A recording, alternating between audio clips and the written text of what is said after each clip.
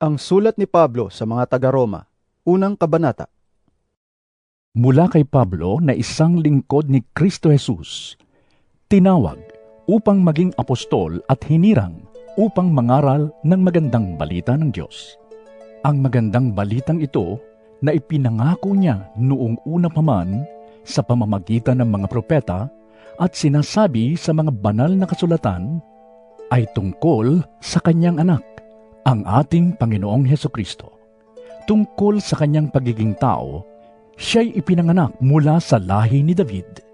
Subalit tungkol sa kanyang pagka-Diyos, pinatunayan ng banal na Espiritu na siya ay anak ng Diyos sa pamamagitan ng isang makapangyarihang gawa, ang kanyang muling pagkabuhay.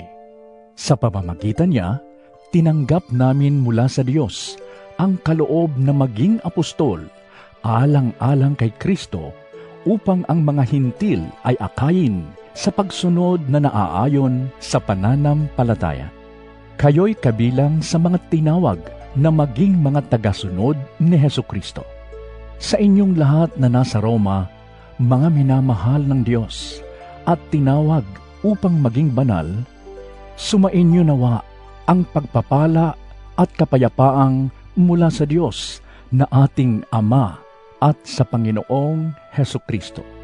Una sa lahat, nagpapasalamat ako sa aking Diyos sa pamamagitan ni Hesukristo dahil sa inyong lahat, sapagkat ang inyong pananampalataya ay balitang-balita sa buong daigdig. Saksi ko ang Diyos na pinaglilingkuran ko ng buong puso sa pamamagitan ng aking pangangaral ng magandang balita tungkol sa kanyang anak, na lagi ko kayong idinadalangin. Lagi kong hinihiling na loobin nawa ng Diyos na sa wakas matuloy din ang pagpunta ko riyan. Nananabik akong makita kayo upang mamahagi sa inyo ng mga kaloob ng Espiritu sa ikatatatag ninyo. Ang ibig kong sabihin, upang magkatulungan tayo sa ikalalakas ng bawat isa sa atin sa pamamagitan ng ating pananalig sa Diyos. Mga kapatid, nais kong malaman ninyo na ilang ulit ko nang binalak na pumunta riyan, ngunit laging may nagiging hadlang. Nais ko ring makahikayat dyan ng mga sasampalataya kay Kristo tulad ng nagawa ko na sa ibang mga hintil. May pananagutan ako sa lahat ng mga tao, sa mga sibilisado man o hindi, sa marurunong at sa mga mangmang. Kaya nga, nais ko ring ipangaral dyan sa Roma ang magandang balita. Hindi ko ikinahihiya ang magandang balita sapagkat ito ang kapangyarihan ng Diyos para sa kaligtasan ng bawat sumasampalataya, unay sa mga Hudyo at gayon din sa mga Griego. Sapagkat sa magandang balita ay pinapakita kung paano itinutuwid ng Diyos ang kaugnayan ng tao sa Kanya. Ito ay sa pamamagitan ng pananampalataya, buhat sa simula hanggang sa wakas. Tulad ng sinasabi sa kasulatan, ang itinuring ng Diyos na matuwid sa pamamagitan ng pananampalataya ay mabubuhay. Nahahayag mula sa langit ang puot ng Diyos laban sa lahat ng kalapastanganan at kasamaan ng mga taong dahil sa kanilang kasamaan ay hinahadlangan ang katotohanan. Sapagkat ang maaaring malaman tungkol sa Diyos ay maliwanag dahil iyon ay ipinapahayag sa kanila ng Diyos. Mula pa nang likhain ng Diyos ang sanlibutan, ang kanyang likas na hindi nakikita, ang kanyang kapangyarihang walang hanggan, at ang kanyang pagkadiyos ay maliwanag na inihahayag ng kanyang mga ginawa. Kaya't wala na silang maidadahilan pa. Kahit nakilala nila ang Diyos, siya'y hindi nila pinarangalan bilang Diyos, ni pinasalamatan man. Sa halip, naghaka-haka sila ng mga bagay na walang kabuluhan, kaya't nagdilim ang hangal nilang pag-iisip. Sila'y nagmamarunong, ngunit lumitaw na sila'y mga hangal. Tinalikuran nila ang kaluwalhatian ng Diyos na walang kamatayan at ang sinamba nila'y mga larawan ng mga taong may kamatayan, ng mga ibon, ng mga hayop na lumalakad, at ng mga hayop na gumagapang. Kaya't hinayaan na sila ng Diyos sa kanilang maruruming pagnanasa hanggang sa hindi na nila mapigil ang paggawa ng kahalayan sa isa't isa. Tinalikuran nila ang katotohanan tungkol sa Diyos at pinalitan ng kasinungalingan. Sinamba nila at pinaglingkuran ang mga nilikha sa halip na ang lumikha na siyang dapat papurihan magpakailanman. Amen. Dahil dito'y hinayaan sila ng Diyos sa mahahalay na pagnanasa. Ayaw nang makipagtalik ng babae sa lalaki ayon sa likas na kaparaanan, at sa halip ay sa kapwa babae sila nakikipag-ugnayan. Ganoon din ang mga lalaki. Ayaw na nilang makipagtalik sa mga babae ayon sa likas na kaparaanan, at sa kanilang kapwa lalaki sila nahuhumaling. Ginagawa nila ang mga kasuklam-suklam na bagay, kaya't sila'y paparusahan ng nararapat sa kanilang masasamang gawa. Dahil ayaw nilang kilalanin ang Diyos, hinayaan sila ng Diyos sa masasamang pag-iisip at sa mga gawaing kasuklam-suklam. Naging alipin sila ng lahat ng uri ng kasamaan, kabuktutan, kasakiman, maruruming pag-iisip, pagkainggit, pagpaslang, pagtatalo, pandaraya, at masasamang hangarin. Sila'y naging mahilig sa tsismis, mapanirang puri, nasusuklam sa Diyos, walang pakundangan, mapagmataas, mayayabang, mapagkatha ng kasamaan, at suwail sa magulang. Sila'y naging mga hangal, mga taksil, mga walang puso, at di marunong lumingap sa kapwa. Nalalaman nila ang utos ng Diyos na karapat-dapat sa parusang kamatayan ang mga gumagawa nito. Gayunman, hindi lamang patuloy sila sa paggawa nito, kundi sumasang-ayon pa sila sa mga gumagawa rin ng mga ito. Roma, 2 kabanata. Kaya nga, sino ka mang humahatol sa iba, wala kang maidadahilan. Sapagkat sa paghatol mo sa iba, hinahatulan mo rin ang iyong sarili, dahil ikaw na humahatol ay gumagawa rin ng ganoon. Nalalaman nating makatarungan ang hatol ng Diyos laban sa mga gumagawa ng mga iyon. Hinahatulan mo ang mga gumagawa ng mga bagay na ginagawa mo rin. Akala mo ba'y makakaiwas ka sa hatol ng Diyos? O hinahamak mo ang Diyos? Sapagkat siya'y napakabait, matiisin, at mapagpasensya? Hindi mo ba alam na ang kabutihan ng Diyos ang umaakay sa iyo upang magsisi at tumalikod sa kasalanan?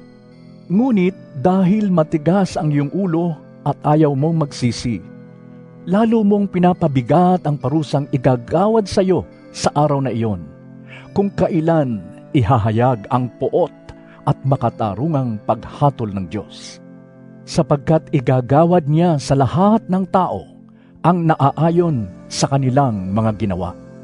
Buhay na walang hanggan ang ibibigay niya sa mga taong nagpapatuloy sa paggawa ng mabuti at naghahangad ng karangalan, kadakilaan at kawalang kamatayan. Ngunit matinding galit at puot ang sasapitin ng mga taong makasarili at ayaw sumunod sa katotohanan, kundi sumusunod sa kasamaan. Paghihirap at kapighatian ang daranasin ng bawat gumagawa ng masama, una ang mga Hudyo at gayon din ang mga Hintil. Ngunit kapurihan, karangalan at kapayapaan naman ang tatamuhin ng bawat gumagawa ng mabuti, una ang mga Hudyo at gayon din ang mga Hintil, sapagkat walang kinikilingan ang Diyos. Ang mga Hintil ay walang kautusan ni Moises. Sila ay nagkakasala at paparusahan ng hindi batay sa kautusan. Ang mga Hudyo ay mayroong kautusan. Sila ay nagkakasala at hahatulan batay sa kautusan. Sapagkat hindi ang mga nakikinig sa kautusan, kundi ang sumusunod dito ang siyang pawawalang sala ng Diyos. Kapag ang mga hintil na hindi saklaw ng kautusan ay gumagawa batay sa panuntunan nito ayon sa kanilang likas na pag-iisip, ito'y nagiging kautusan na para sa kanila. Ipinapakita ng kanilang mga gawa na nakasulat sa kanilang puso ang panuntunan ng kautusan. Pinapatunayan din ito ng kanilang budhi, sapagkat kung minsan sila'y sinusumbatan nito, at kung minsan naman sila'y ipinagtatanggol nito sa kanilang isipan. Ayon sa magandang balitang aking ipinapangaral, gayon ang mangyayari sa araw na ang mga lihim ng mga tao'y hahatulan ng Diyos sa pamamagitan ni Kristo Jesus. Ngunit ikaw na nagsasabing ikaw ay Hudyo at nananalig sa kautusan, ipinagmamalaki mong may kaugnayan ka sa Diyos. Sabi mo'y alam mo ang kanyang kalooban at sumasang-ayon ka sa mabubuting bagay, sapagkat ito ang natutunan mo sa kautusan. Ang palagay mo ay taga-akay ka ng bulag, tanglaw ng mga nasa kadiliman, tagapayo ng mga hangal, at tagapagturo ng mga bata, dahil natuklasan mo sa kautusan ang buong kaalaman at katotohanan. Nagtuturo ka sa iba, bakit di mo turuan ang iyong sarili? Nangangaral kang masama ang magnakaw, bakit ka nagnanakaw? Sinasabi mong huwag mangangalunya, bakit ka nangangalunya? Nasusuklam ka sa mga Diyos-Diyosan, bakit ninanakawan mo ang mga templo nila? Ipinagmamalaki mong saklaw ka ng kautusan, ngunit nilalapastangan mo naman ang Diyos sa pamamagitan ng paglabag mo sa kautusan. Ayon nga sa nasusulat, ang pangalan ng Diyos ay nilalait ng mga hintil dahil sa inyo. mahalaga lamang ang iyong pagiging tuli kung tumutupad ka sa kautusan. Subalit, kung lumalabag ka sa kautusan, para ka ring hindi tinuli. Kung ang hindi tuli ay gumagawa batay sa panuntunan ng kautusan, hindi ba siya ituturing na tuli? Kaya ikaw na Hudyong nasa ilalim ng kautusan, ngunit hindi naman tumutupad nito, ay hahatulan ng mga tumutupad sa kautusan, bagaman hindi sila tinuli. Sapagkat ang pagiging isang tunay na Hudyo ay hindi dahil sa panlabas na kaanyuan o dahil sa pagtutuli sa laman. Ang tunay na Hudyo ay ang taong nabago sa puso't kalooban, ayon sa Espiritu at hindi ayon sa kautusang nasusulat. Ang papuri sa taong iyon ay mula sa Diyos at hindi mula sa mga tao. Roma, 3 kabanata. Kung gayon, paano nakakalamang ang Hudyo sa hindi Hudyo? Ano ang kabuluhan ng pagiging tuli? Napakarami. Una sa lahat, ang mga Hudyo ang pinagkakatiwalaan ng mga pahayag ng Diyos. Ano nga kung hindi naging tapat ang ilan sa kanila? Ang ibig kayang sabihin niyon ay hindi na rin tapat ang Diyos? Hinding-hindi. Ang Diyos ay tapat at totoo, kahit na sinungaling pa ang lahat ng tao. Ayon nga sa nasusulat, Kapag ikaw ay nagsalita, mapapatunayan kang matuwid, at kung ikaw ay hahatulan, ikaw ay mananaigi. ngunit kung ang kasamaan natin ay nagpapakilala ng katarungan ng Diyos, masasabi ba nating hindi siya makatarungan dahil tayo'y pinaparusahan niya? Ganyan ang pangangatwiran ng tao. Hinding-hindi. Kung hindi makatarungan ng Diyos, paano niya hahatulan ang sanlibutan? Kung sa pamamagitan ng aking kasinungalingan ay lalong lumilitaw ang kaluwalhatian ng Diyos, sapagkat lalong nakikilala na siya'y tapat, bakit pa niya ako paparusahan bilang isang makasalanan? Kung gayon, bakit nga hindi natin sabihin, gumawa tayo ng masama. Kung mabuti naman ang magiging bunga nito.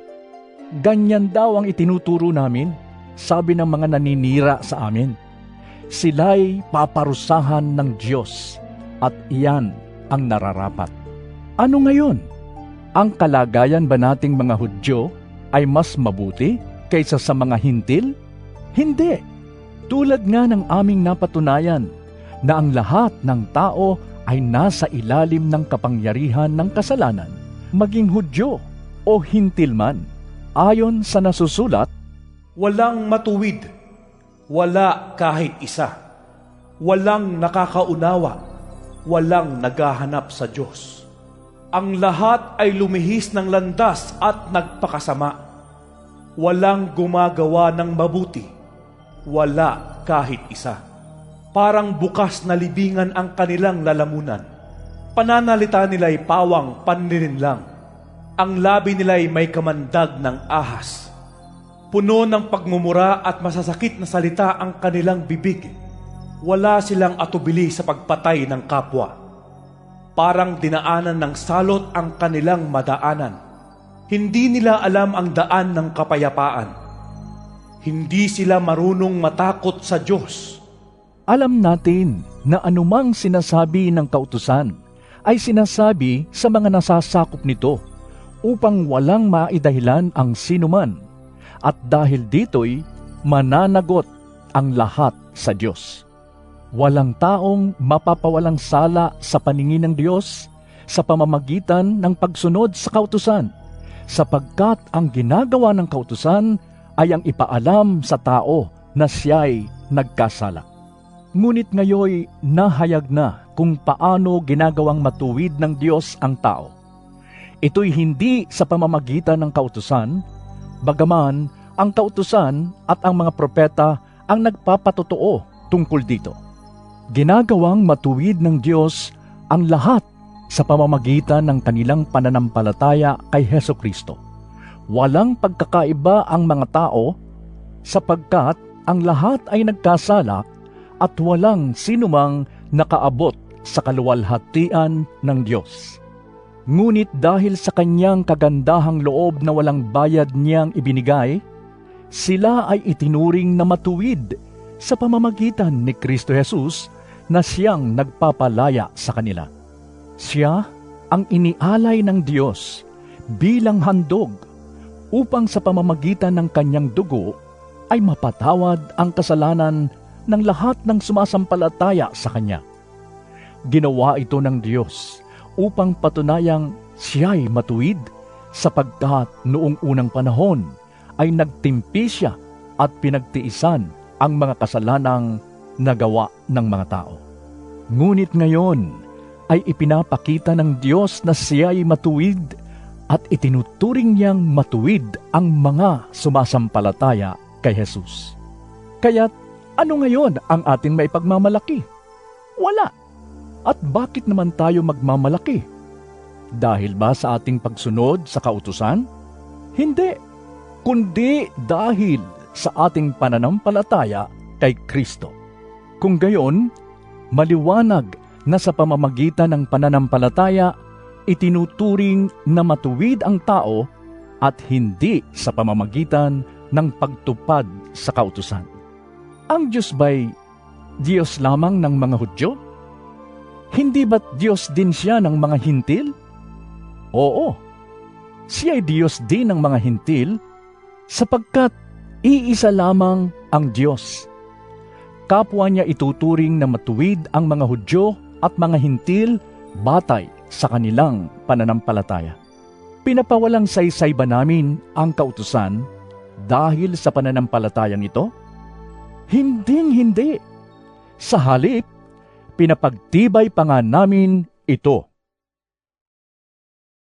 Roma, 4 na kabanata. Tungkol kay Abraham na ating ninuno, ano naman ang masasabi natin? Ano ang kanyang karanasan tungkol sa bagay na ito? Kung itinuring siya ng Diyos na matuwid dahil sa mga nagawa niya, may maipagmamalaki sana siya. Ngunit wala siyang maipagmalaki sa paningin ng Diyos. Ano ang sinasabi ng kasulatan? Si Abraham ay sumampalataya sa Diyos at dahil dito, siya ay itinuring ng Diyos na matuwid. Ang ibinibigay sa taong gumagawa ay hindi itinuturing na kaloob, kundi kabayaran. Ngunit ang hindi nananalig sa sariling mga gawa, kundi sumasampalataya sa Diyos na nagpapawalang sala sa makasalanan, ay itinuring na matuwid ng Diyos dahil sa kanyang pananampalataya. Kaya tinawag ni David na pinagpala ang taong itinuring ng Diyos na matuwid nang hindi dahil sa sarili nitong mga gawa. Sinabi niya, Pinagpala ang mga taong pinatawad na ang pagsuway at ang mga taong pinawi na ang mga kasalanan.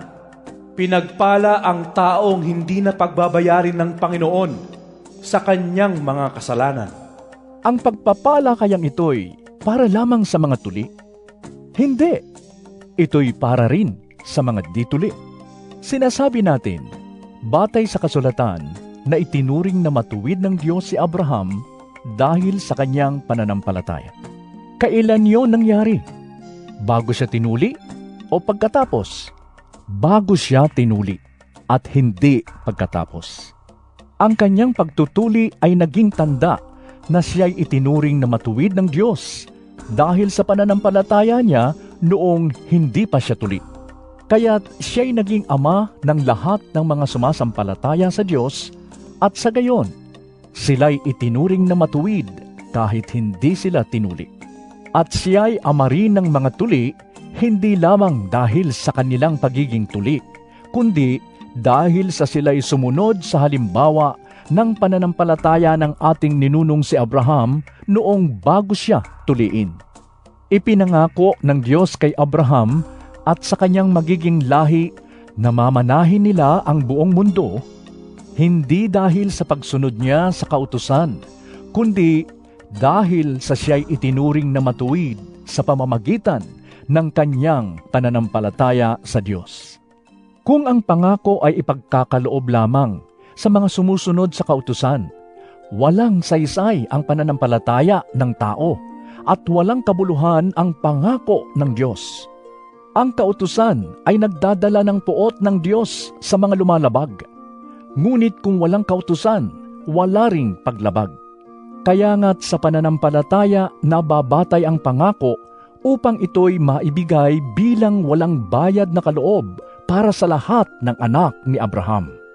Hindi lamang sa mga saklaw ng kautusan, kundi sa lahat ng sumasampalataya rin tulad ni Abraham, sapagkat siya ang ama nating lahat, gaya ng nasusulat, Ginawa kitang ama ng maraming bansa. ang pangakong ito'y may bisa sa harap ng Diyos na kanyang sinampalatayanan, ang Diyos na bumubuhay sa mga patay at lumilikha ng mga bagay na hindi pa nalilikha. Kahit wala ng pag-asang magkaanak, nanalig pa rin si Abraham na siya'y magiging ama ng maraming bansa ayon sa sinabi sa kanya, Sindami ng mga bituin ang iyong magiging lahi. Hindi nang hina ang kanyang pananampalataya kahit uugod-ugod na siya. Palibhasay, 100 taon na siya noon at ang kanya namang asawang si Sarah ay baog. Hindi siya nag-alinlangan sa pangako ng Diyos.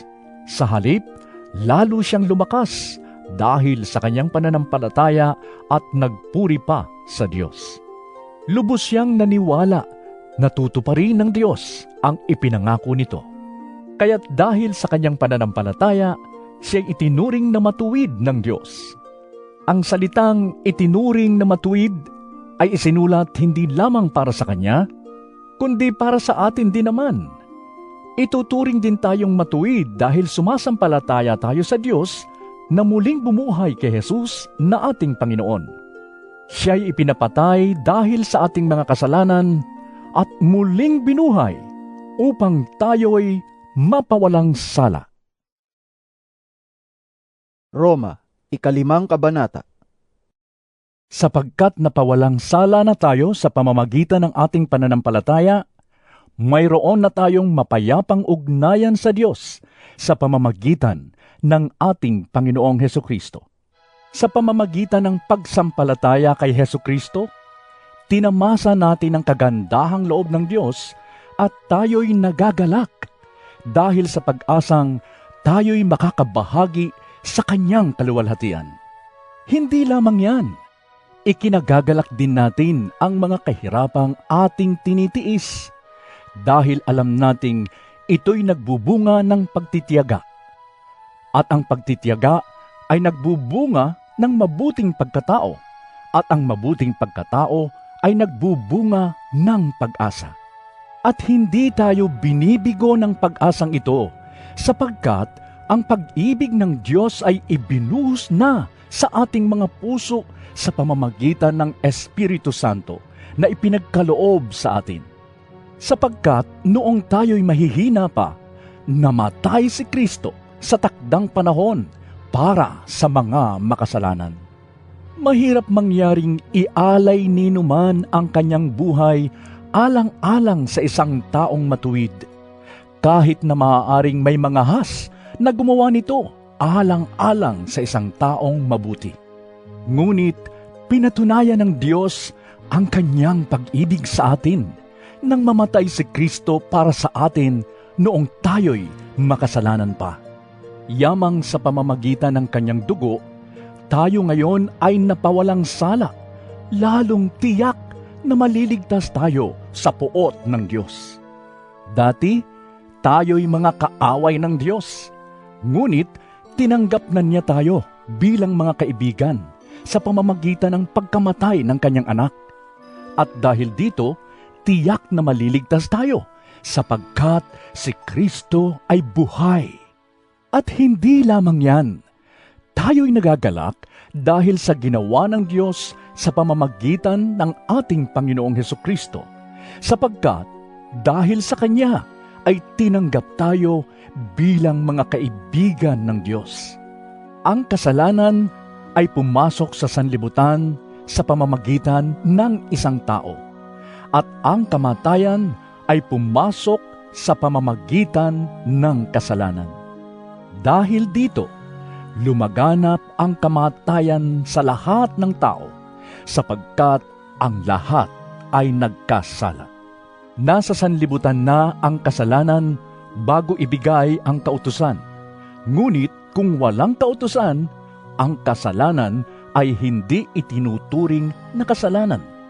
Gayunman, naghari pa rin ang kamatayan mula kay Adan hanggang kay Moises, pati sa mga taong hindi nagkasala tulad ng pagsuway ni Adan sa utos ng Diyos. Si Adan ay anyo ng isang darating.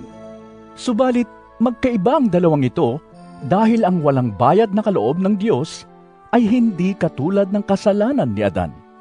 Totoong maraming tao ang namatay dahil sa kasalanan ng isang tao. Ngunit ang kagandahang loob ng Diyos ay mas dakila. Gayon din ang kanyang walang bayad na kaloob sa maraming tao sa pamamagitan ng kagandahang loob ng isang tao, si Hesukristo. Ang kaloob na ito ay hindi katulad ng ibinunga ng pagsuway ni Adan, sapagkat hatol na kaparusahan ang idinulot matapos na magawa ang isang pagsuway. Subalit, kaloob na nagpapawalang sala naman ang idinulot matapos magawa ang maraming pagsuway. Sa pamamagitan ng pagsuway ng isang tao, naghari ang kamatayan. Ngunit sa pamamagitan din ng isang tao, si Hesukristo, ang mga taong pinagpala ng sagana at itinuring na matuwid ng Diyos ay maghahari sa buhay. At kung paanong ang pagsuway ng isang tao ay nagdulot ng kaparusahan sa lahat, ang matuwid na ginawa rin ng isang tao at nagdudulot ng pagpapawalang sala at buhay sa lahat. Sapagkat kung naging makasalanan ang marami dahil sa pagsuway ng isang tao, marami rin ang mapapawalang sala dahil sa pagsunod ng isang tao. Nang magkaroon ng kautusan, dumami ang pagsuway. Ngunit sa pagdami naman ng mga pagsuway, ay lalong sumagana ang kagandahang loob ng Diyos. Kaya nga, Kung paanong naghari ang kasalanan sa pamamagitan ng kamatayan, gayon din naman maghahari ang kagandahang loob ng Diyos sa pamamagitan ng pagpapawalang sala. Ito'y magdudulot ng buhay na walang hanggan sa pamamagitan ng ating Panginoong Hesukristo. Roma, ika-6 na kabanata. Ano ngayon ang sasabihin natin? Patuloy ba tayong magkakasala upang sumagana sa atin ang kagandahang loob ng Diyos? Hinding-hindi. Tayo'y patay na sa kasalanan. Paano pa tayo mamumuhay sa pagkakasala? Hindi ba ninyo alam na tayong lahat na nabautismuhan kay Kristo Jesus ay nabautismuhan sa kanyang kamatayan? Sa makatuwid, tayo'y namatay na at nalibing nakasama niya sa pamamagitan ng bautismo upang kung paanong binuhay muli si Kristo sa pamamagitan ng dakilang kapangyarihan ng Ama, tayo rin ay magkaroon ng panibagong buhay. Sapagkat kung nakasama tayo ni Kristo sa isang kamatayang katulad ng kanyang kamatayan, tiyak na tayo ay makakasama rin niya sa muling pagkabuhay na katulad ng kanyang muling pagkabuhay. Alam natin na ang dati nating pagkatao ay naipako na sa krus kasama niya upang mamatay ang ating makasalanang pagkatao at nang hindi na tayo maalipin pa ng kasalanan. Sapagkat ang namatay na ay pinalaya mula sa kapangyarihan ng kasalanan. Kung tayo'y namatay ng kasama ni Kristo, naniniwala tayong mabubuhay rin tayong kasama niya. Alam nating si Kristo na muling binuhay ay hindi na muling mamamatay. Wala nang kapangyarihan sa kanya ang kamatayan.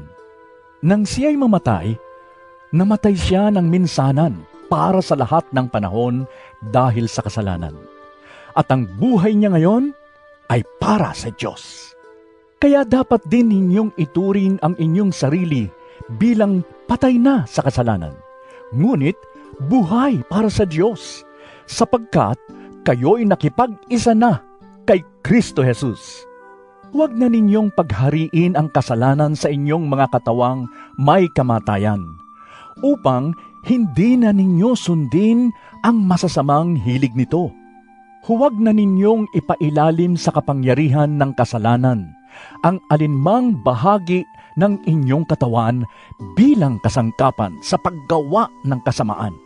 Sa halip, pasakop kayo sa Diyos bilang mga taong namatay na at muling binuhay, at ihandog ninyo sa Kanya ang inyong katawan bilang kasangkapan sa kabutihan. Sapagkat hindi na dapat maghari sa inyo ang kasalanan, dahil kayo'y wala na sa ilalim ng kautusan, kundi nasa ilalim ng kagandahang loob ng Diyos. Ngayon, malaya na ba tayong magkasala? Dahil wala na tayo sa ilalim ng kautusan, kundi nasa ilalim ng kagandahang loob ng Diyos? Hinding-hindi! Hindi ba ninyo alam na kapag nagpasakop kayo sa sinumang inyong sinusunod, kayo'y nagiging alipin nito? Maging ito'y kasalanang hahantong sa kamatayan o ang pagsunod sa Diyos na hahantong sa pagiging matuwid? Ngunit, salamat sa Diyos, kayong dating mga alipin ng kasalanan ay taos-pusong sumunod sa katotohanan na nasa aral na ibinigay sa inyo. Pinalaya na kayo sa kasalanan, at kayo ngayon ay mga alipin na ng katuwiran. Gumagamit ako ng karaniwang pangungusap dahil sa inyong likas na kahinaan. Kung paanong ipinailalim ninyo noong una ang inyong sarili sa karumihan at sa kasamaang palala ng palala, isuko ninyo ngayon ang inyong sarili bilang alipin ng katuwiran para sa mga banal na layunin. Noong alipin pa kayo ng kasalanan, hindi kayo saklaw ng katuwiran. Ano ang napala ninyo sa mga bagay na iyon na ikinahihiya ninyo ngayon? Kamatayan ang ibinubunga ng mga iyon. Ngunit ngayong pinalaya na kayo mula sa kasalanan at naging alipin na ng Diyos, ang natamo ninyo'y isang buhay na banal at ang ibinubunga nito'y buhay na walang hanggan. Sapagkat kamatayan ang kabayaran ng kasalanan. Ngunit ang walang bayad na kaloob ng Diyos ay buhay na walang hanggan sa pamamagitan ni Kristo Jesus na ating Panginoon. Roma, 7 kabanata. Mga kapatid, ako'y nagsasalita sa inyo ng mga nakakaunawa ng batas. Alam ninyong ang isang tao'y nasasakop lamang ng batas habang siya'y nabubuhay. Halimbawa, ayon sa kautusan, ang isang babae ay nasasakop ng kanyang asawa habang nabubuhay ito. Subalit, kung mamatay na ang lalaki, malaya na ang babae sa batas na nagtatali sa kanya sa lalaking iyon. Kaya nga, siya'y magkakasala ng pangangalunya kung makikisama siya sa ibang lalaki habang nabubuhay ang kanyang asawa. Ngunit, kung patay na ang kanyang asawa, malaya na siya sa batas na iyon, at mag-asawa man siya sa ibang lalaki, hindi siya nagkakasala ng pangangalunya. Gayon din naman mga kapatid, namatay na kayo sa kautusan sa pamamagitan ng katawan ni Kristo, at ngayon kayo ay kabilang na sa mga nakipag-isa sa Kanya na muling binuhay upang magbunga tayo ng mabubuting gawa para sa Diyos. Noong tayo'y namumuhay pa ayon sa ating likas na pagkatao, ang ating mga masasamang hilig na pinupukaw ng kautusan ay nag-uudyok sa mga bahagi ng ating katawan na gumawa ng mga bagay na hahantong sa kamatayan.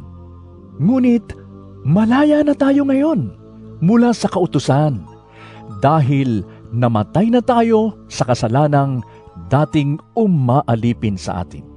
Kaya tayo'y naglilingkod sa Diyos, hindi ayon sa lumang batas na nakasulat, kundi ayon sa bagong buhay ng Espiritu.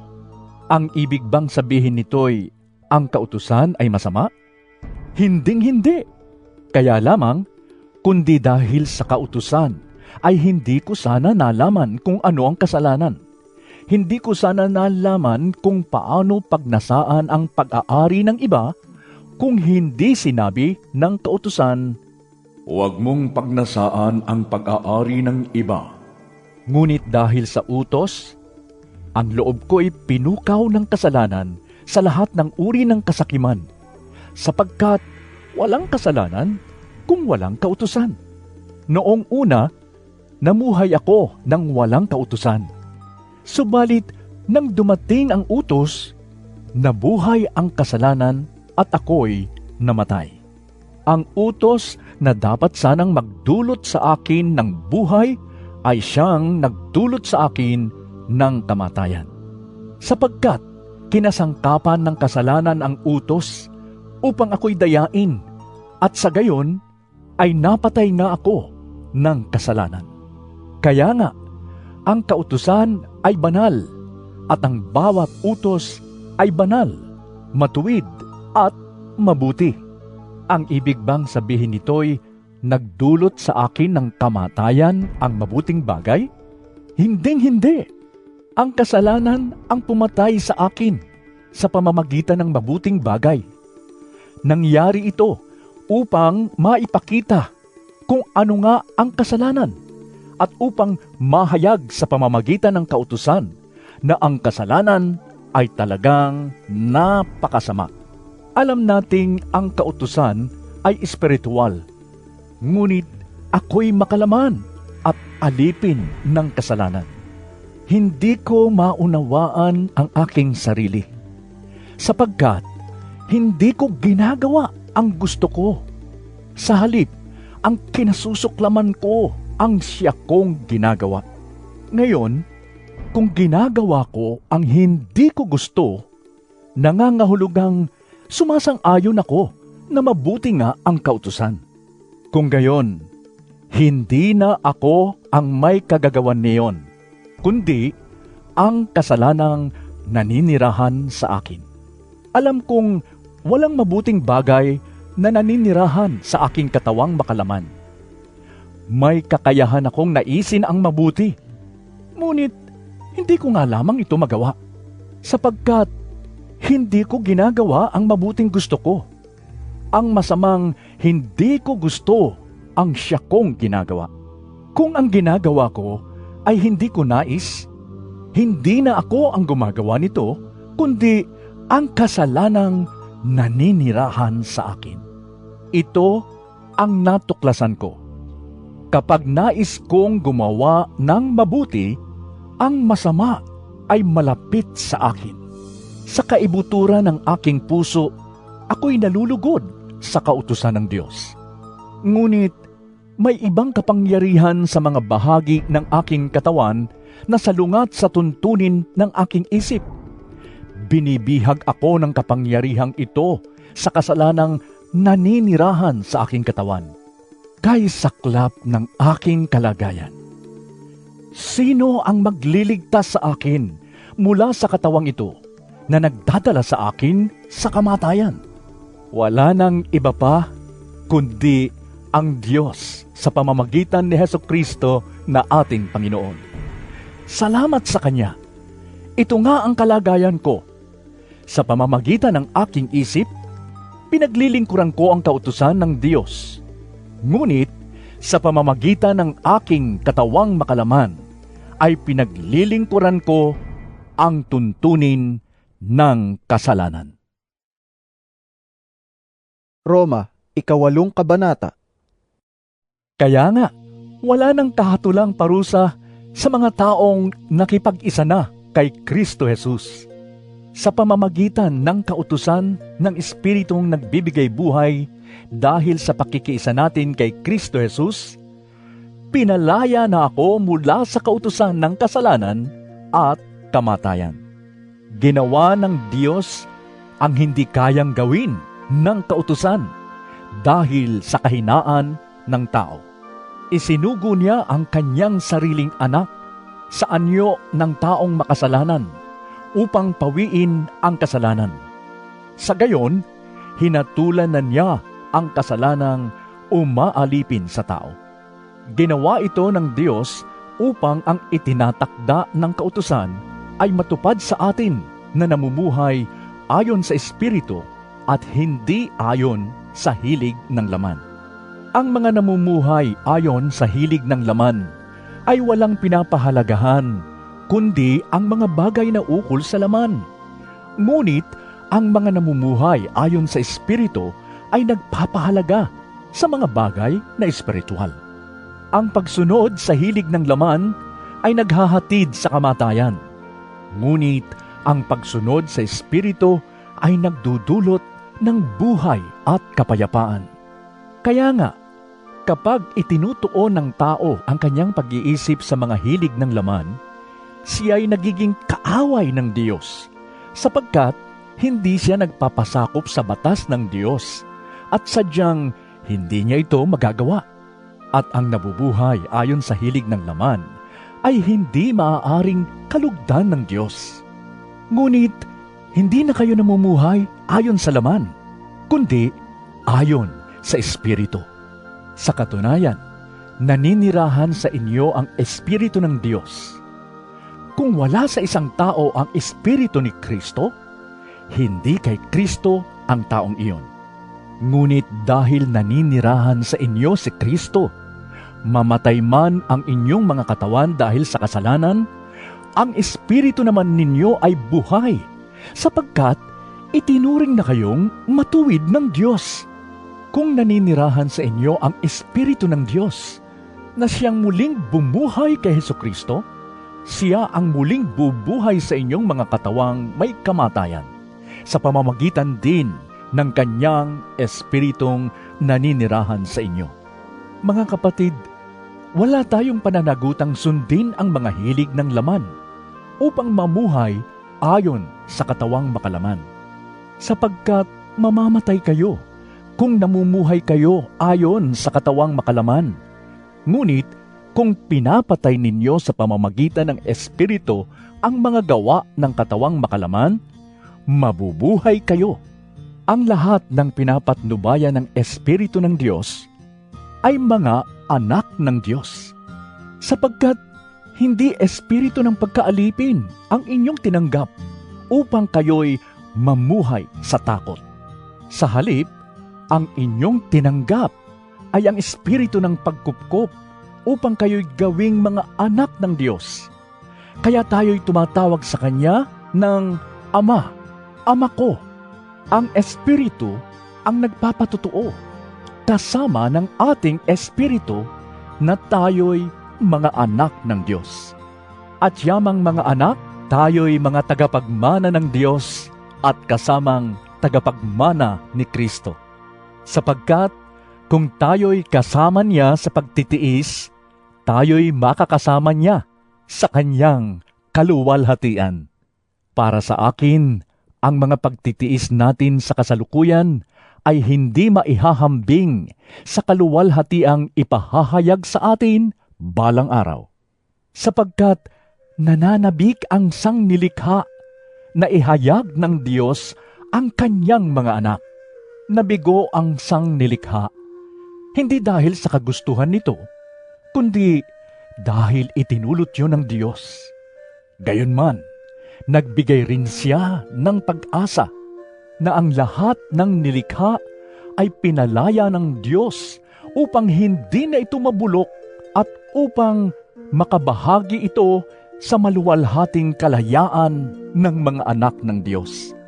Alam nating hanggang ngayon dumaraing ang sangnilikha dahil sa matinding hirap na tulad ng isang nanganganak.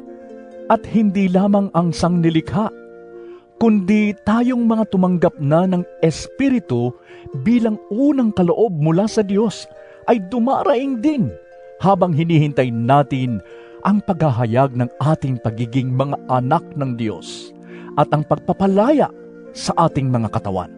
Naligtas tayo dahil sa pag-asang ito. Ngunit hindi iyon matatawag na pag-asa kung nakikita na natin ang ating inaasahan. Sapagkat sinong tao ang aasa pa kung ito'y nakikita na niya?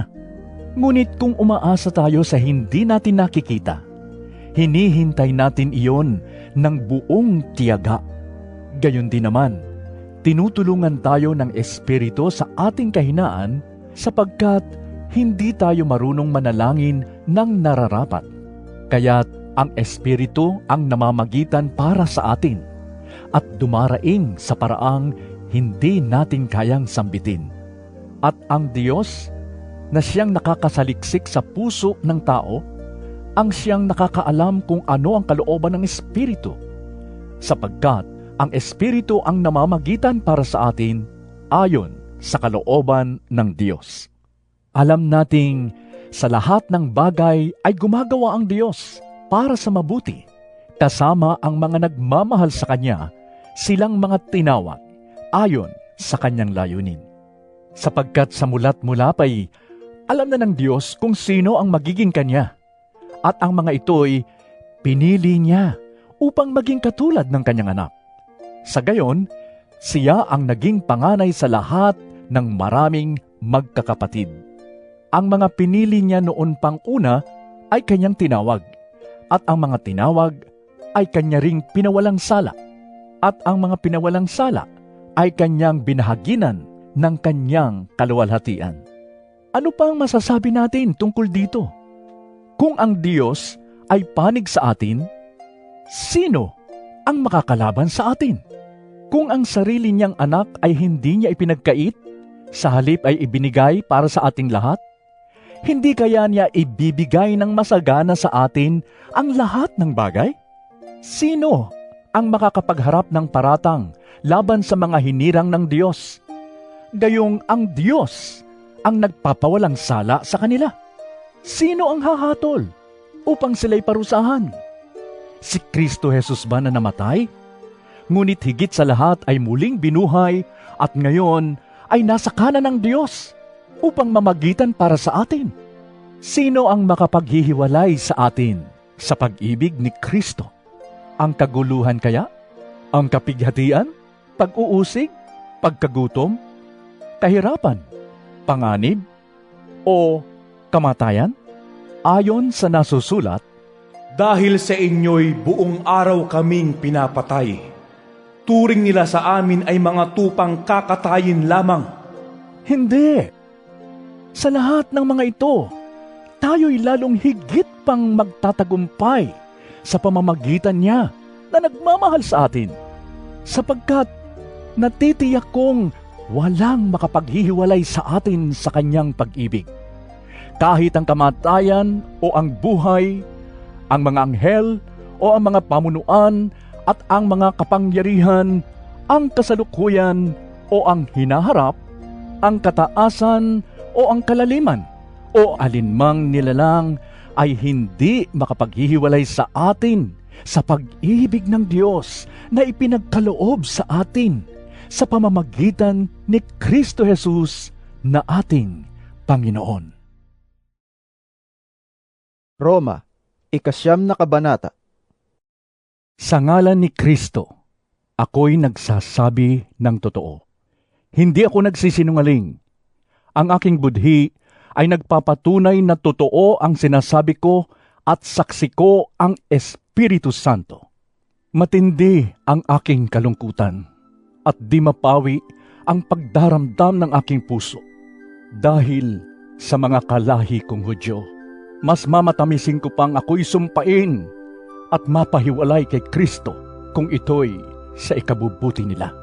Sila'y mga Israelita na binigyan ng Diyos ng karapatang maging mga anak niya. Ipinakita rin niya sa kanila ang kanyang kaluwalhatian. Sa kanila nakipagtipan ng Diyos. Sa kanila rin ibinigay ang kautusan, ang panuntunan sa pagsamba at ang kanyang mga pangako. Sa kanila rin nagmula ang mga patriarka at tungkol sa kanyang pagiging tao. Si Kristo ay nagmula sa kanilang lahi. Ang kataas-taasang Diyos ay purihin magpakailanman. Amen. Hindi ito nangangahulugang nawalan na ng kabuluhan ng salita ng Diyos, sapagkat hindi lahat ng mga Israelita ay kabilang sa bayang pinili niya. At hindi rin naman ibinibilang na anak ni Abraham ang lahat ng nagmula sa kanya. Ganito ang sinabi ng Diyos, Magmumula kay Isaac ang ibibilang na lahi mo. Kaya nga, hindi lahat ng anak ni Abraham ay ibinibilang na anak ng Diyos, kundi iyon lamang mga ayon sa pangako ng Diyos, sapagkat ganito ang pangako. Babalik ako sa 1 taon, sa ganito ring panahon, at magkakaanak ng isang lalaki si Sarah. At hindi lamang yon, kahit na iisa lamang ang ama ng 2 anak ni Rebecca, na walang iba kundi ang ating ninunong si Isaac, ipinakilala ng Diyos na ang kanyang pagpili ay ayon sa sarili niyang layunin at hindi batay sa gawa ng tao. Kaya't bago pa ipanganak ang mga bata at bago pa sila makagawa ng anumang mabuti o masama, sinabi na ng Diyos kay Rebecca, Maglilingkod ang mas matanda sa nakababata. ayon sa nasusulat, Minahal ko si Jacob at kinapuotan ko si Esau. masasabi ba nating hindi makatarungan ng Diyos dahil dito? Hinding-hindi, sapagkat ganito ang sabi niya kay Moises, Mahahabag ako sa nais kong kahabagan at maaawa ko sa nais kong kaawaan. Maliwanag kong gayon na ang pasya ng Diyos ay nababatay sa kanyang habag at hindi sa kagustuhan o pagsisikap ng tao. Sapagkat ayon sa kasulatan ay sinabi niya sa hari ng Ehipto, Ginawa kitang hari upang sa pamamagitan mo'y maipakita ko ang aking kapangyarihan at maipahayag ang aking pangalan sa buong daigdig. Kaya nga kinahahabagan ng Diyos ang sinumang nais niyang kahabagan at pinagmamatigas ang nais niyang maging matigas ang ulo. Sasabihin mo naman sa akin, kung gayon, bakit pa sinisisi ng Diyos ang tao? Sino ba ang makakasalungat sa kanyang kalooban? Tao ka lamang, sino kang mangangahas na sumagot ng ganoon sa Diyos? Masasabi kaya ng isang hinuhubog sa kanyang manghuhubog, bakit ninyo ako ginawang ganito? Wala bang karapatan ang gumagawa ng palayok na bumuo ng mamahalin o mumurahing sisidlan mula sa iisang tumpok ng putik? Kaya kahit nais nang ipakita noon ng Diyos ang kanyang puot at ipakilala ang kanyang kapangyarihan, buong tiyaga pa rin niyang pinagtiisan ng mga taong dapat sanay parusahan at lipulin. Ginawa niya iyon upang ipakilala ang kanyang walang kapantay na kadakilaan sa mga taong kanyang kinahabagan, na noong una pa'y inihanda na niya para sa kaluwalhatian. Tayo ang mga taong iyon na tinawag niya hindi lamang mula sa mga Hudyo, subalit mula rin sa mga Hintil. Ganito ang sinasabi niya sa aklat ni Oseas: Ang dating hindi ko bayan ay tatawaging bayan ko, at ang dating hindi ko mahal ay tatawaging mahal ko.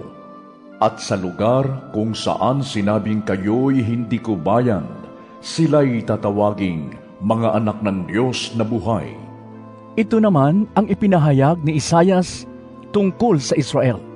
Kahit na maging kasindami ng buhangin sa dagat ang bilang ng mga anak ni Israel, kaunti lamang ang matitira sa kanila na maliligtas, sapagkat mahigpit at mabilis na hahatulan ng Panginoon ang daigdig. Si Isaias din ang nagsabi, Kung ang makapangyarihang Panginoon ay hindi nagtira ng ilan sa ating lahi, tayo sana'y naging katulad ng Sodoma at Gomora. ano ngayon ang masasabi natin? Ang mga hintil na hindi nagsikap na maging matuwid sa harapan ng Diyos ay itinuring na matuwid sa pamamagitan ng pananampalataya. Ngunit ang Israel naman na nagsikap na maging matuwid sa harapan ng Diyos sa pamamagitan ng kautusan ay nabigo. Bakit? Dahil sinikap nilang kalugdan sila ng Diyos sa pamamagitan ng mga gawa at hindi sa pamamagitan ng pananampalataya. Natisod sila sa batong katitisuran, tulad ng nasusulat, Tingnan ninyo, naglalagay ako sa Siyon ng batong katitisuran, isang malaking bato na sa kanila'y magpapabuwal. Ngunit ang sumasampalataya sa batong ito ay hindi mapapahiya. Roma, 10 kabanata. Mga kapatid, ang pinakananais ng puso ko at idinadalangin ko sa Diyos ay ang maligtas ang Israel.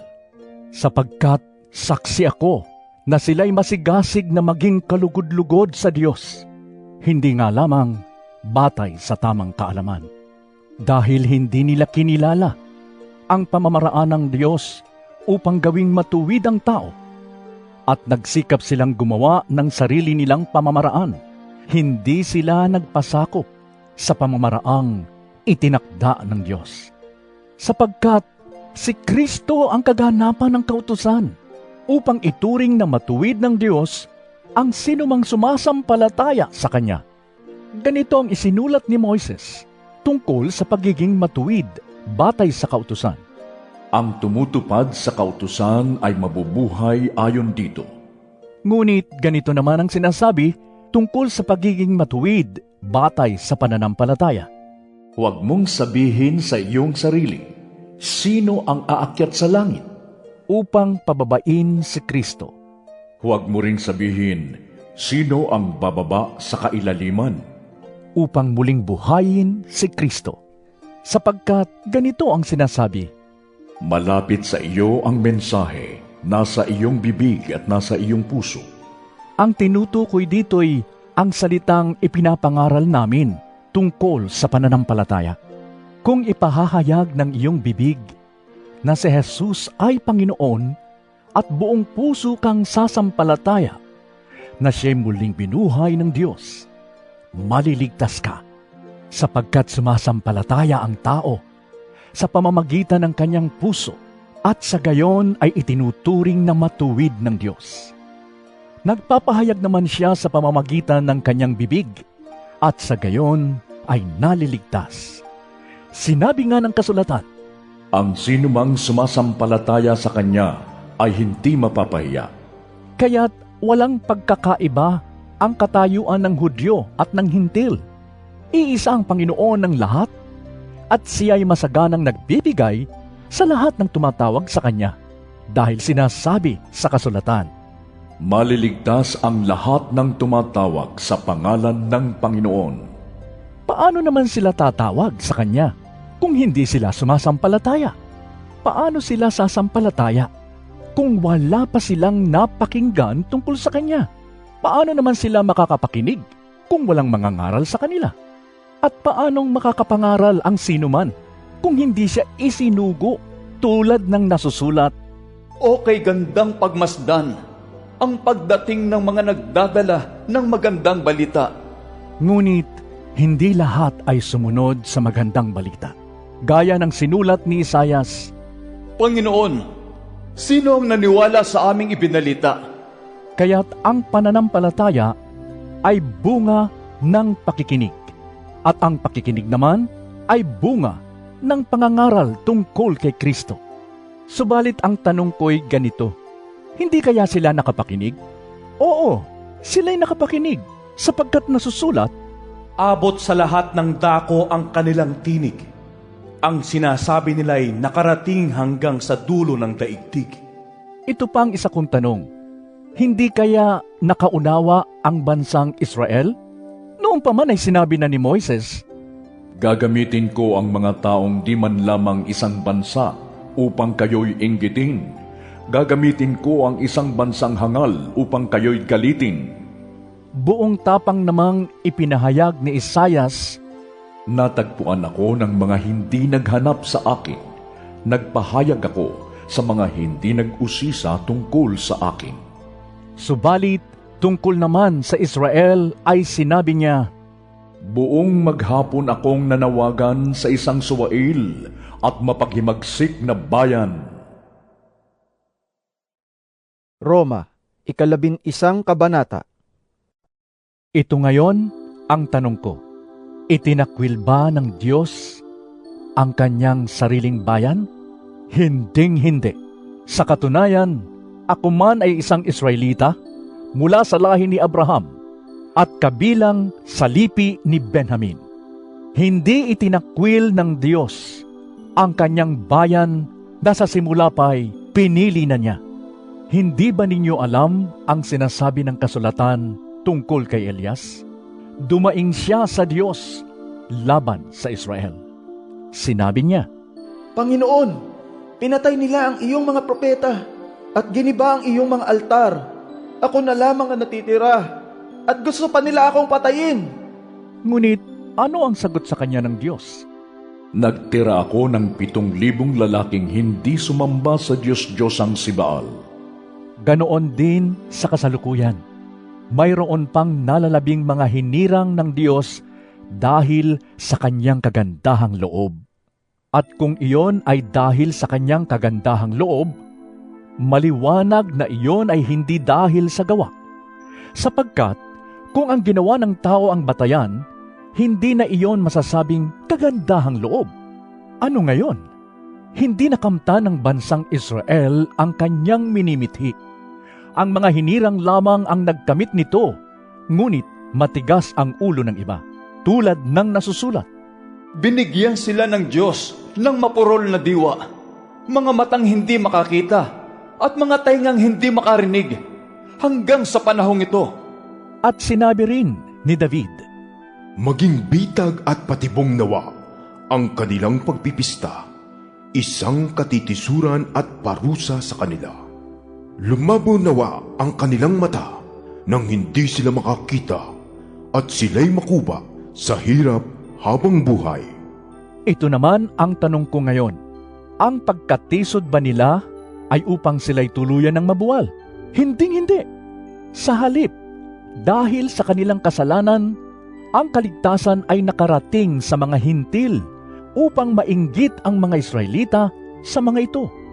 Ngayon, kung ang kasalanan ng mga Israelita ay nagdulot ng masaganang pagpapala sa sanlibutan, at kung ang kanilang pagbagsak ay nagdulot ng masaganang pagpapala sa mga hintil, gaano pa kaya kapag nagbalik loob sa Diyos ang buong Israel? Ito naman ang sasabihin ko sa inyo, mga hintil. Dahil ako'y apostol para sa inyo, ipinagmamalaki ko ang aking katungkulan. Ginagawa ko ito upang inggitin ang aking mga kababayang Hudyo, at nang sa gayon ay maligtas kahit ang ilan sa kanila. Kung ang pagkatakwil sa kanila ay naging daan upang ipagkasundo sa Diyos ang sanlibutan, ang muling pagtanggap sa kanila ng Diyos ay matutulad sa muling pagkabuhay ng patay. Kung banal ang unang tinapay mula sa masa ng harina, gayon din ang buong masa. At kung ang ugat ng punong kahoy ay banal, gayon din ang mga sanga nito. Kung pinutol ang ilang sanga ng punong olibo, at ikaw na sanga ng olibong ligaw ang idinugtong sa puno upang makabahagi sa buhay na nanggagaling sa ugat ng punong ito, huwag kang magmalaki sa mga sangang pinutol.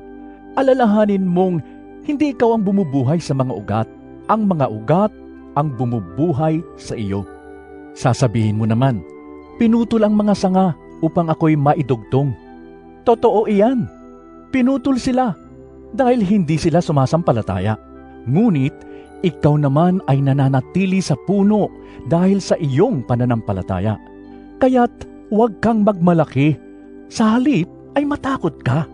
Sapagkat kung ang mga tunay na sanga ay hindi pinanghinayangan ng Diyos, ikaw pa kaya ang panghinayangan niya? Dito'y nakikita natin ang kabutihan at kabagsikan ng Diyos. Naging mabagsik siya sa mga hindi sumasampalataya sa Kanya.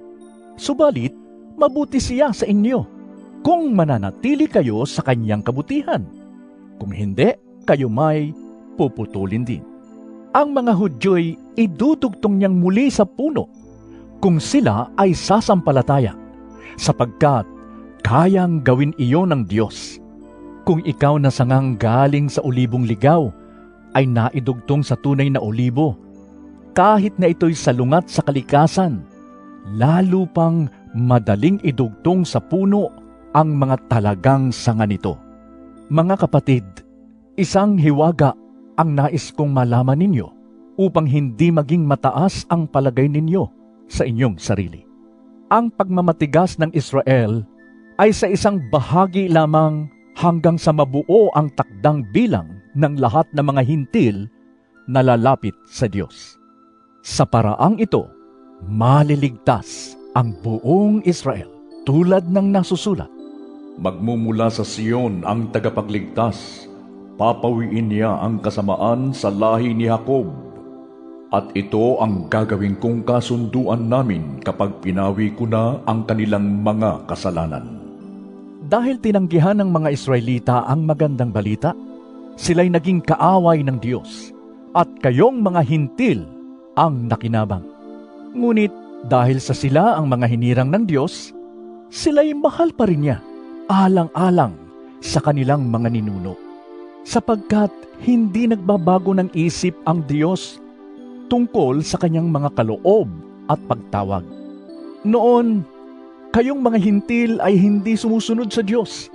Ngunit ngayon, kayo ay tumanggap ng habag ng Diyos nang sumuway ang mga Hudyo. Gayon din naman, dahil sa habag ng Diyos na inyong naranasan, sinusuway naman ngayon ng mga Hudyo ang Diyos. Nang sa gayoy, maranasan din nila ngayon ang kanyang habag. Sapagkat hinayaan ng Diyos na maalipin sa pagsuway ang lahat ng tao upang maipadama niya sa kanila ang kanyang habag. Lubhang napakasagana ng kayamanan ng Diyos, di matarok ang kanyang karunungan at kaalaman. Sino ang makapagpapaliwanag ng kanyang mga kapasyahan? Sino ang makakaunawa ng kanyang mga pamamaraan? Gaya ng nasusulat, Sino ang nakakaalam sa pag-iisip ng Panginoon? Sino ang maaaring maging tagapayo niya?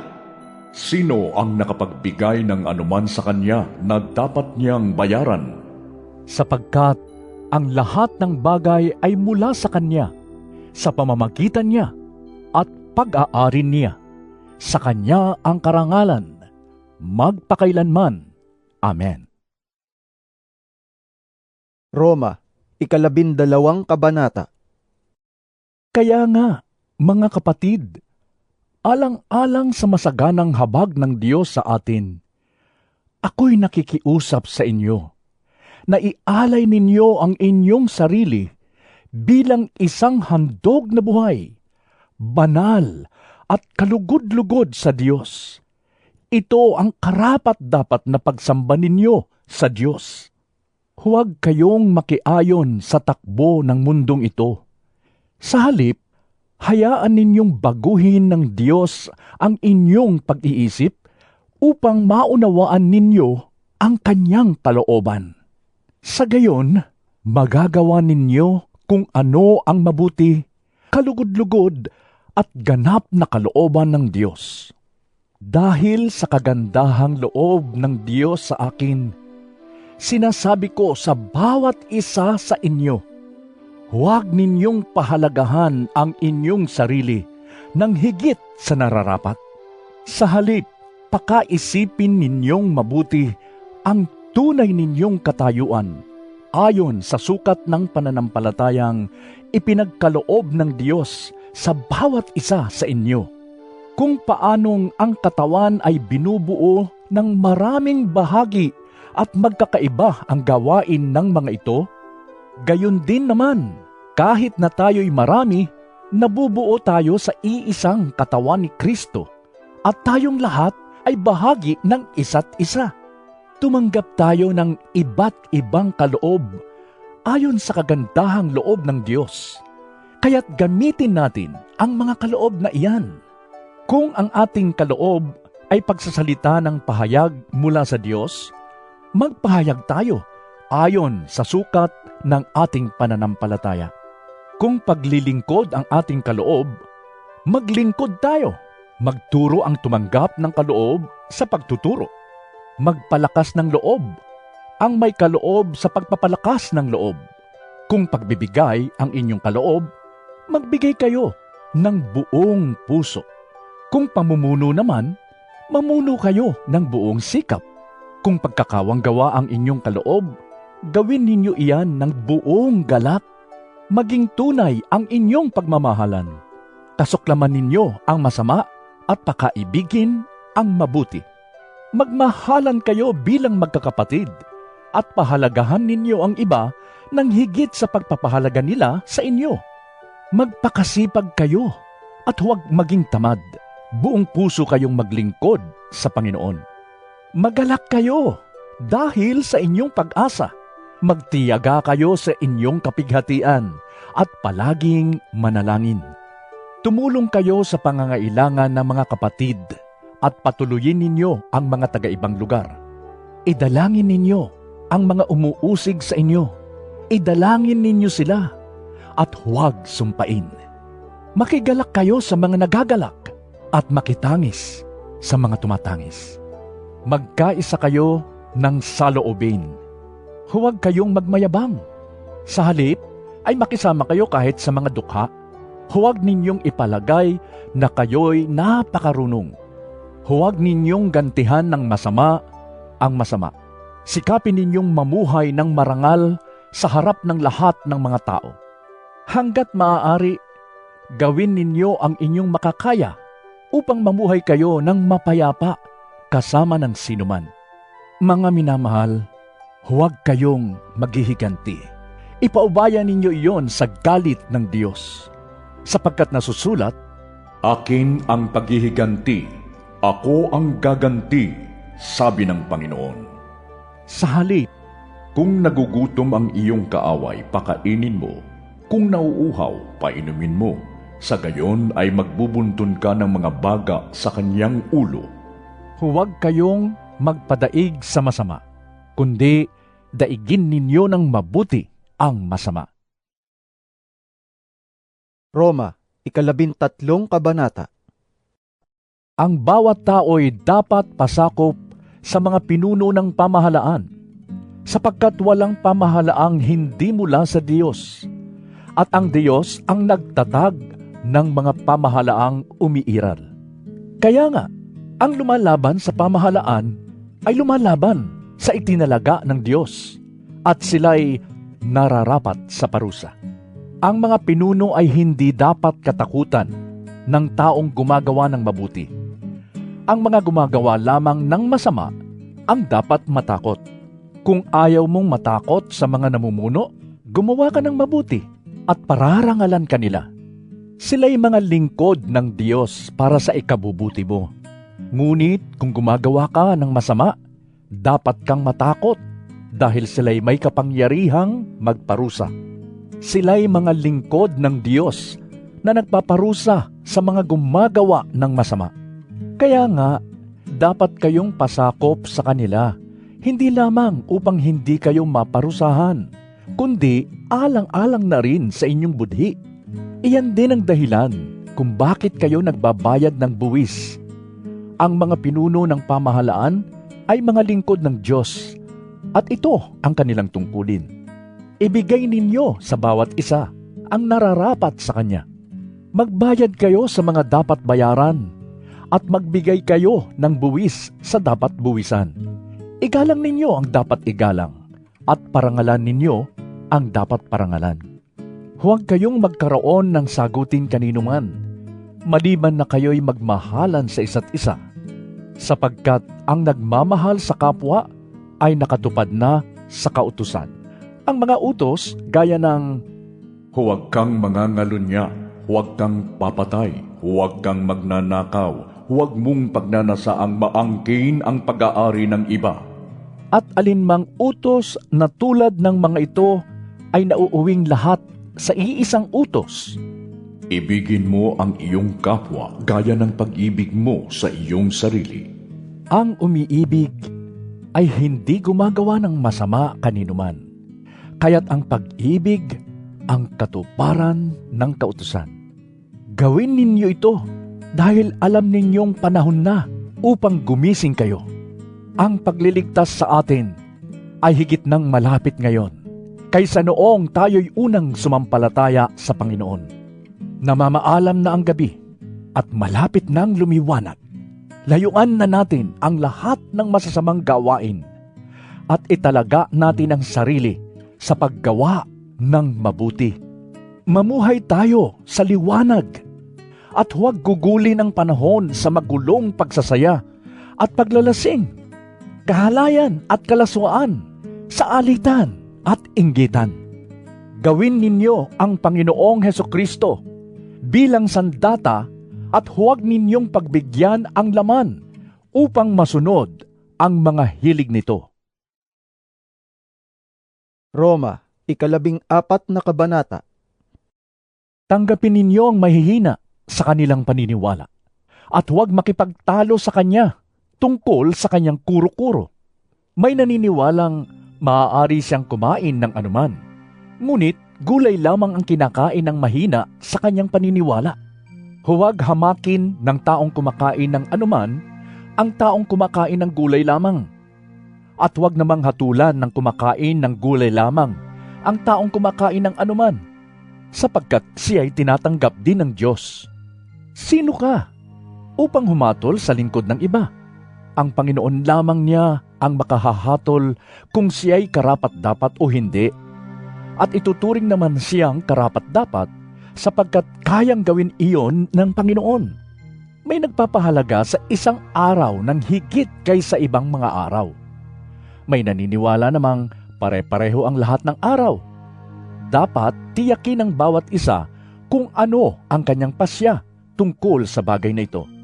Ang nagpapahalaga sa isang araw ay nagpapahalaga rito alang-alang sa Panginoon. Ang kumakain ng anuman ay kumakain niyon alang-alang sa Panginoon, sapagkat nagpapasalamat siya sa Diyos. Iyon namang hindi kumakain ng ilang uri ng pagkain ay gumagawa ng ganoon alang-alang din sa Panginoon, at nagpapasalamat din siya sa Diyos. Walang sinuman sa atin ang nabubuhay o namamatay para sa sarili lamang. Kung tayo'y nabubuhay, para sa Panginoon tayo nabubuhay. At kung tayo'y namamatay, para sa Panginoon tayo namamatay. Kaya nga, sa mabuhay o sa mamatay, tayo'y sa Panginoon. Sapagkat si Kristo ay namatay at muling nabuhay upang maging Panginoon ng mga patay at ng mga buhay. Ngunit ikaw, bakit mo hinahatulan ang iyong kapatid? At ikaw naman, bakit mo hinahamak ang iyong kapatid? Tayong lahat ay haharap sa hukuman ng Diyos. Sapagkat nasusulat, Sabi ng Panginoon, dahil ako'y buhay, ang lahat ay luluhod sa harap ko, at ang bawat isa ay magpupuri sa Diyos. kaya't bawat isa sa atin ay magbibigay sulit sa Diyos. Huwag na tayong humatol sa isa't isa. Huwag rin tayong maging dahilan ng pagkatisod o pagkakasala ng ating kapatid. Dahil sa aking pakikipag-isa sa Panginoong Hesus, natitiyak kong walang anumang likas na marumi. Ngunit kung ang sinuman ay naniniwalang marumi ang anumang bagay, marumi nga iyon sa kanya. Kaya kung dahil sa kinakain mo ay natitisod ang iyong kapatid, hindi na ayon sa pag-ibig ang ginagawa mo. Huwag mong ipahamak ang taong tinubos ng kamatayan ni Kristo dahil sa iyong kinakain. Pag-ingatan mong ang inaakala mong mabuti ay huwag masamain ng iba. Sapagkat ang paghahari ng Diyos ay hindi tungkol sa pagkain o inumin. Ito ay tungkol sa matuwid na pamumuhay, kapayapaan at kagalakan na ipinagkakaloob ng Espiritu Santo. Ang naglilingkod kay Kristo ng may ganitong kaisipan ay kinalulugdan ng Diyos at iginagalang ng mga tao. Kaya't lagi nating pagsikapang gawin ang mga bagay na makakapagdulot ng kapayapaan at makakapagpalakas sa isa't isa. Huwag ninyong sirain ang ginawa ng Diyos dahil lamang sa pagkain. Lahat ng pagkain ay malinis at maaaring kainin. Ngunit hindi mabuti na magkakasala ang iba dahil sa iyong kinakain. Mabuti ang huwag nang kumain ng karne o uminom ng alak o gumawa ng anumang magiging sanhi ng pagkakasala ng iyong kapatid. Ikaw at ang Diyos lamang ang dapat makaalam ng iyong paniniwala tungkol sa bagay na ito. Pinagpala ang taong hindi sinusumbatan ng kanyang budhi kapag ginagawa niya ang mga bagay na pinaniniwalaan niyang tama. Ngunit ang sinumang kumakain sa kabila ng kanyang pag-aalinlangan ay nagkakasala, sapagkat hindi siya nagiging tapat sa kanyang paniniwala. Ang paggawa ng anuman na labag sa sariling paniniwala ay kasalanan. Roma, 15 kabanata. Tayong malalakas sa paniniwala ay dapat tumulong sa mahihina at huwag ang pansariling kasiyahan lamang ang ating isipin. Sikapin nating lahat na itaguyod ang kapakanan ng ating kapwa para sa kanyang ikalalakas. Sapagkat maging si Kristo man ay hindi naghangad ng sariling kasiyahan, subalit nagpaubaya tulad ng nasusulat, Ako ang binagsakan ng mga pag-alipusta na sa iyo ipinapatama. anumang nasa kasulatan noon pang una ay nasulat sa ikatututo natin, upang sa pamamagitan ng pagtitiis at sa pagpapalakas ng loob mula sa kasulatan ay magkaroon tayo ng pag-asa. Ipagkaloob nawa ng Diyos na siyang nagbibigay sa atin ng katatagan at lakas ng loob na kayo'y mamuhay ng may pagkakaisa ayon kay Kristo Jesus, upang sa gayon nagkakaisa kayong magpupuri sa Diyos at Ama ng ating Panginoong Hesukristo. Kung paanong kayo'y malugod na tinanggap ni Kristo, tanggapin ninyo ang isa't isa upang mapapurihan ang Diyos. Sinasabi ko sa inyo, si Kristo'y naglingkod sa mga Hudyo upang patunayang ang Diyos ay tapat at tumutupad sa mga pangako niya sa kanilang mga ninuno, at upang ang mga hintil naman ay magpuri sa Diyos dahil sa kanyang habag, tulad ng nasusulat. Kaya't sa gitna ng mga hintil, ika'y aking pupurihin at aawitan ko ang iyong pangalan. Sinabi rin, Magalak kayo mga hintil, kasama ng kanyang bayan. At muling sinabi, Magpuri kayo sa Panginoon, kayong mga hintil. Lahat ng bansa ay magpuri sa Kanya. sinabi pa ni Isayas, May isisilang sa angkan ni Jesse upang maghari sa mga hintil.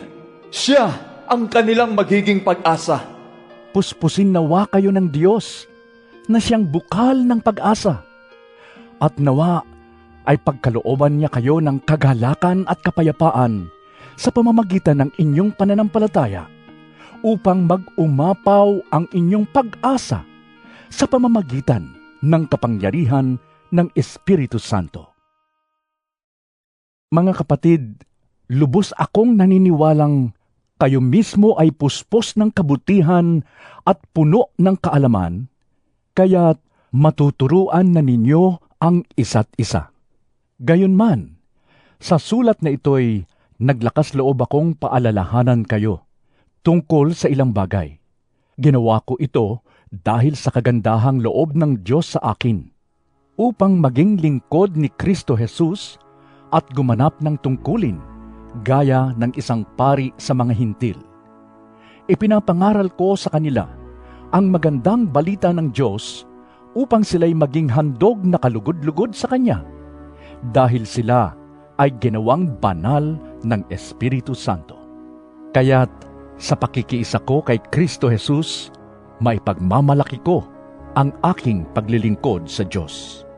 Wala akong pinapangahasang ipagmalaki, kundi ang ginawa ni Kristo upang maakit ang mga hintil na sumunod sa Diyos sa pamamagitan ng aking mga salita at gawa, sa tulong ng mga himala at mga kababalaghan, at sa pamamagitan ng kapangyarihan ng Espiritu ng Diyos.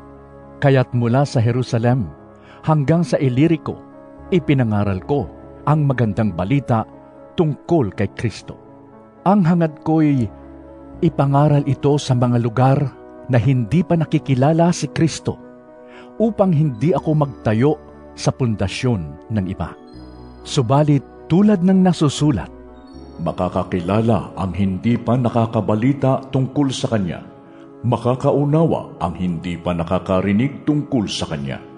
iyan ang dahilan kung bakit hindi ako matuloy-tuloy sa pagpunta sa inyo.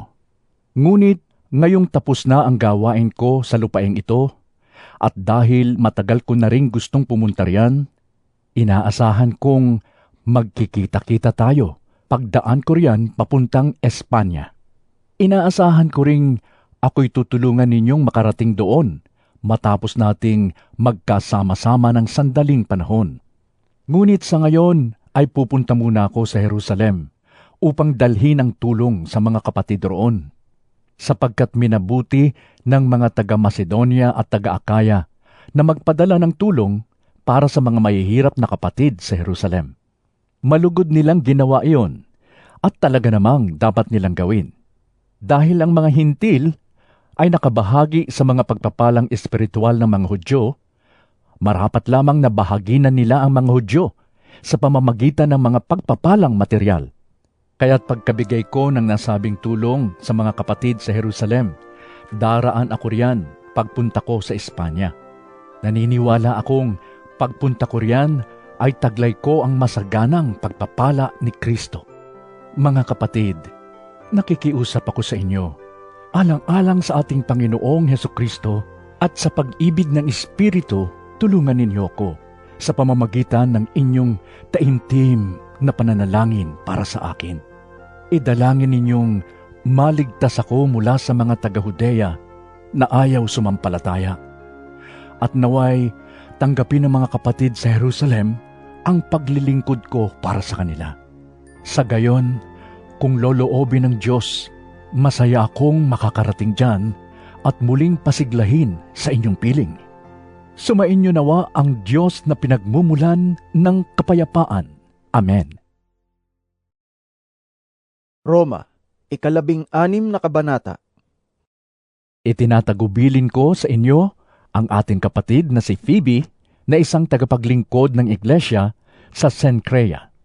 Tanggapin ninyo siya alang-alang sa Panginoon gaya ng nararapat gawin sa mga hinirang ng Diyos.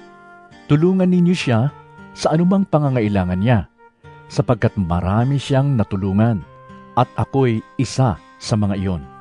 Ikumusta ninyo ko kina Priscilla at Aquila na mga kamanggagawa ko kay Kristo Jesus.